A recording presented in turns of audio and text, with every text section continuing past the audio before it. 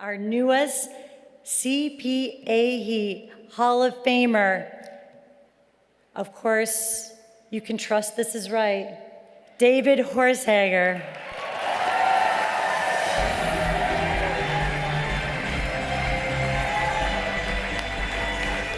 Thank you. Hall of Fame, thank you. Some of you don't know, it was 1999 that Lisa and I moved back to Minnesota from Arkansas after directing an organization there, and we poured everything we had into this business. And by that October, we had $1.40 to our name. And we did find an apartment to rent for $350 a month with no windows, no bathroom, no kitchen, but we could walk upstairs and share 86-year-old Clara Miller's. It did come complete with black mold on the walls, and we lived there for 2 years starting this business. And I still remember, before we had kids, I remember sitting on the curb in front of a grocery store with my arm around my wife thinking we don't have enough money to go inside to get food. And I remember asking my brother, should we keep going or should I get a side job? And he said, no. If you have to, I know you'll do it. And this isn't right advice for everybody, but for us, it was. And I'm grateful for that advice, my brother. And thankfully, things have changed a bit. So, I try to look for the 4 directions of gratitude. And I'm so thankful tonight, and I have so many to thank, and I can't thank all, but I first look up, and I thank God. I thank for His grace and the opportunity and the freedom, and just beyond what I ever deserve.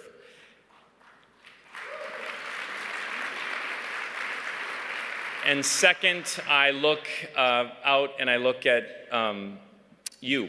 I look at those beside, and I look at NSA, and I look at so many, I can't name all of you, and I want so many of you to know I thank you personally, and I can't name each of you, but you know who you are, and I wouldn't be where I am without people in this room. But some specifics, I thank my struggle mastermind group at my table. I thank the NSA chapter of Minnesota, who has been so kind family to me. Harvey and so many before me that are beside me. I think, my best friend is here tonight, Joe, from, rooming together in college to everything we've done together. You've made me better. I think my closest brother, who, from sharing rooms together to sharing business ideas in life, I can't thank you enough. My wife. We started it together, and we really did have nothing. And she said, she was with me. And I still remember, I was scared to death behind that curtain those early days. And she would be with me before we had kids every time. And I still remember what she said in my ear. David, stop worrying. Just love them. They can tell when you love them. And last year, I'm speaking to the president of Kenya, and the military's around, and the trust issues in Kenya right now. We hope for less bloodshed at this election, and I was scared going up to meet the president and some of the issues there, and right before I go up, just love them. They can tell when you love. And this morning, David, remember, just love them. They can tell when you love them. And so I look up, I look beside, and I look back. And I look back and I think of many that have gone before me in this. Many of you, Zig's befriending, and people that did trust research. There was very few back when we started it. Now trust has become a buzzword, but back then Dr. Reyna's and just a few others were actually doing real trust work, and I'm so grateful. And I also look back and I think of my parents. And I can only tell my story. And I had great parents. And I'm grateful. You heard about my dad. He's the same on stage and off. And his stage is off in a tractor, and his off stage is getting off the tractor. But I still remember you, Mom, too. I remember you. If you want to be different, you've got to go the extra mile. and I remember it in homework, and I remember it in everything we did. And I'm just grateful for your love unconditionally and your example to our kids and so many others that don't know what you've done. So I look up, and I look beside, and I look back, and I look forward. Look forward with this message.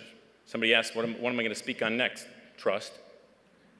It's all I do, all I'll ever do, I think. I'm passionate about this. I hope, by God's grace, we can make a dent in the global trust crisis in a positive way. And I look forward, and I see my kids. And I pray you will be trusting God and be trustworthy. And the agony of this business, as many of you know, is loving your kids and being a good dad and a good husband and a good friend, and this call to go and try to build trusted leaders and organizations around the world. And I've given myself to both, and you've made it easy most of the time. So I look forward, I look back, I look beside, and I wanted to say one more, my staff. I wouldn't be where I am without my staff, Ryan, Ann, Reed, Dave, Heidi, my staff. I mean, they make me look better than I am, and they are, we couldn't do what we do there. So maybe for tonight,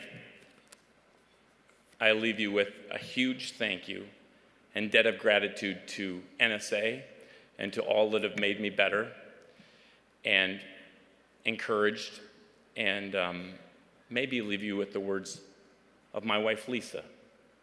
Those of you that share the privilege of the platform, love them.